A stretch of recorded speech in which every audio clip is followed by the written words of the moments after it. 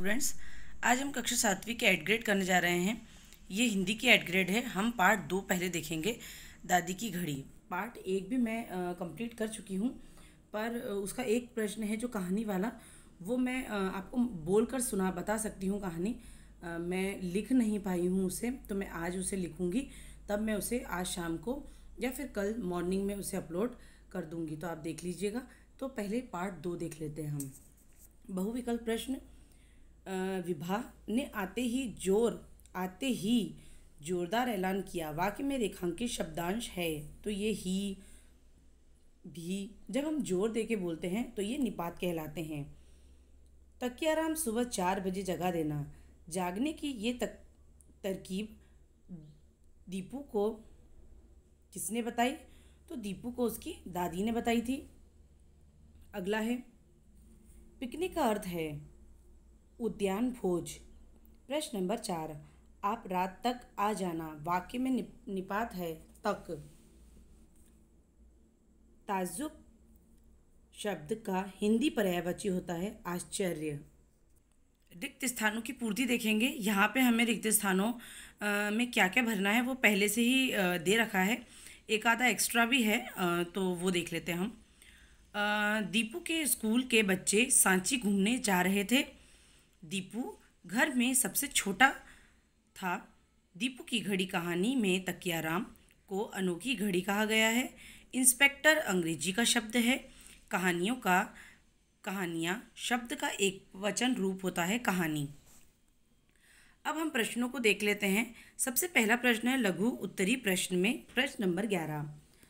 आंगन पड़ी मैं खटिया पर जा बैठा चुपचाप। वाक्य को सही पदक्रम में लिखिए, यानी कि पहले कौन आएगा। एक ऐसा जमाना है, सही पदक्रम यानी कि ऐसे जमाना है, यानी कि इसका कोई मीनिंग निकल के आए, है ना कोई अर्थ आए। तो आंगन में पड़ी खटिया पर चुपचाप जा बैठा, ये सही हो जाएगा। प्रश्न नंबर 12, दीपू को किस चीज़ की बड़ी इच्छा थी? दीपू की इच्छा थी कि वह भी सिरहाने घड़ी रख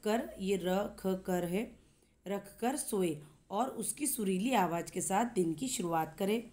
प्रश्न नंबर 13, दीपू के दोस्त उससे ईर्ष्या क्यों करते थे? तो दीपू के दोस्त उससे ईर्ष्या इसलिए करते थे क्योंकि पूरे घर में वह सबका लाडला था। प्रश्न नंबर 14, ही और भी निपात का प्रयोग करते हुए 2-2 वाक्य बनाइए।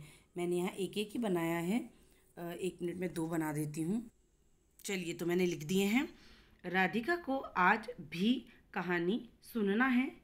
मैं लिखने में भी कमज़ोर हूँ। सोनू ने कल ही गोलगप्पे खाए थे। कुत्ते रात को ही रोते हैं। आप चाहें तो कुछ भी बना सकते हैं, पर निपात को रेखांकित करना बिल्कुल भी ना भूलें। अब लघु उत्तरी प्रश्नों की ओर हम बढ़ रहे हैं। दम साधना मुहावरे का अर्थ लिखकर वाक्य में प्रयोग कीजिए। इसका मतलब होता है चुप रह जाना। वाक्य है, राधिका डर के मारे दम साधे चुपचाप पड़ी रही। घड़ी कैसे टूट गई थी? तो घड़ी गिरने से टूट गई थी। दीपू को सुबह जल्दी उठाने से दीदी और मम्मी ने मना क्यों किया? दीपू को सुबह जल्दी उठाने से दीदी और मम्मी ने मना किया क्योंकि कल रविवार था, यानी कि अगले दिन क्या था? रविवार था। प्रश्न नंबर 18, यदि आपको किसी दार्शनिक स्थल पर ट्रिप पर जाना हो तो आप क्या क्या तैयारियां करेंगे? तो हम सुबह जल्दी उठ जाएंगे, नहाएंगे, अपना बैग एक रात पहले ही तैयार कर लेंगे, दवा, आईडी जैसे महत्वपूर्ण चीज़ों को हम ज़रूर साथ लेकर जाएंगे। दीर्घ उत्तरी प्रश्न नंबर पहला है, यानी कि 19 नंबर का प्रश्न है। अगर तकिया दीपू को नहीं जगाता तो क्या होता? ये काफ़ी छोटे छोटे पार्ट हैं हिंदी के, काफ़ी सारे भी हैं, तो मैं सोच रही हूँ कि 2 पार्ट को एक साथ आपको बता दूँ। आप मुझे कमेंट सेक्शन में बताइएगा कैसा करना है, एक पार्ट का लेके चलना है या 2-2 3-3 पार्ट एक साथ मैं आपको अपलोड कर दूँ। जैसा आप कहेंगे मैं वैसा कर दूँगी। अगर आप मेरे चैनल पर नए हैं या पहली बार मेरे चैनल को देख रहे हैं तो इसे लाइक और सब्सक्राइब करना बिल्कुल भी ना भूलें। इसका उत्तर देख लेते हैं। अगर तकिया दीपू को नहीं जगाता तो वह दादी की तरकीब पर भरोसा नहीं करता और वह दादी की बात असली अलार्म हमारे दिल में होता है जिसकी आवाज़ बंद नहीं होती, यह नहीं समझ पाता। अब प्रश्न नंबर 20, दादी की घड़ी कहानी में दादी रोज़ बिना अलार्म के कैसे उठ जाती थी? तो दादी को रोज़ 4 बजे नहाकर लक्ष्मी नारायण की आरती में जाना होता था, इसलिए उन्हें या उसे जगना पड़ता था। वह घड़ी का उपयोग नहीं, अपने दिल की आवाज़ से जगती थी, जो उसे रोज़ जगाकर ही छोड़ती थी। मिलती हूँ आपको नेक्स्ट वीडियो में, तब तक के लिए धन्यवाद।